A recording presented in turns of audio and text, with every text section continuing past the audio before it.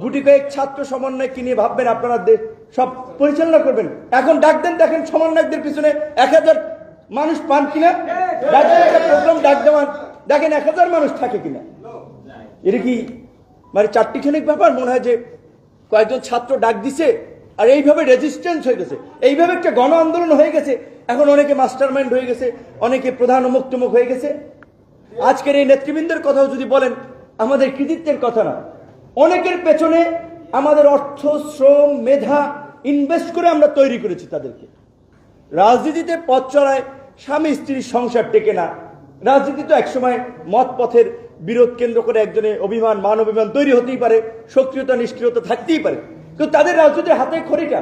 আজকে মেইন সমন্বয়কদের কথা যদি বলেন, নাহিদ, আসিফ, হান্নান মাসুদ, আহনাব, আপনার আব্দুল কাদের, অনেকে ছাত্র অধিকার পরিষদের নেতা ছিলেন। আমরা বলবো আমরা মাস্টারমাইন্ড ছিলাম। বিএনপি জামাতের মতো একটা শক্তিশালী রাজনৈতিক দল ছাড়া এই আন্দোলনকে কখনোই সফল করা সম্ভব হতো না। আমরা তো কথা বলেছি, তারেক রহমান সহ বিএনপি অন্য নেতাদের সাথে ফাইন্যান্স লাগবে, কোথায় কিভাবে সাপোর্ট লাগবে, রেজিস্ট্যান্স করা লাগবে, আমরা কথা বলে প্ল্যান করে ছাত্রদের সামনে ছিল। উত্তরাতে মানে কোন ছাত্ররাই শুধু ছাত্র সমন্বয়ক ছিল? উত্তরাতে কে ছিল কেন্দ্রীয় সমন্বয়কদের জিগার নেতৃত্বে? মিরপুরে কে ছিল? যাত্রাবাড়িতে কোন সমন্বয়ক ছিল? তাহলে এইখানে এই ধরনের রেজিস্ট্যান্স কিভাবে তৈরি হলো?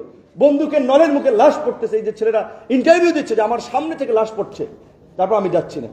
আল্লাহ ওদের মধ্যে রহমতের ফেরেশতা পাঠিয়ে দিয়েছে, যাদের ভয় ভীতি তাদের রাস্তা থেকে সরাতে পারে নাই। এই যে আল্লাহ একটা অসম্ভব রহমত এই যে জালিমের পতনের জন্য, কারণ আল্লাহ তো বলছে যে অহংকারীকে আল্লাহ তাআলা পছন্দ করেন। অহংকার আল্লাহর গায়ের চাঁদ, এটা মানুষের মানায় না। তো এই শেখ হাসিনা তো অনেক দাম্ভিক হয়ে গিয়েছিলেন না, যে শেখ মুজিবের কন্যা দেশ ছেড়ে পালায় না, আমি এতগুলো টেলিভিশন চ্যানেল দিয়েছি, আমি 18 কোটি মানুষকে খাওয়াই, এই যে সমস্ত কথা হচ্ছে তো বলেছে।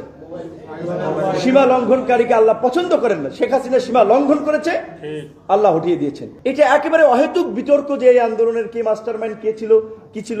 এই সমন্বয়কদের অনেকে ছাত্র অধিকার পরিষদ করে, কেউ ছাত্র শিবির করে, কেউ ছাত্র দল করে, কেউ একেবারেই জেনারেল শিক্ষার্থী। এবং এই আন্দোলনে যারা করেছে তারা কিন্তু পীর অলি আউলিয়া হয়ে গেছে, আপনারা মনে করেন?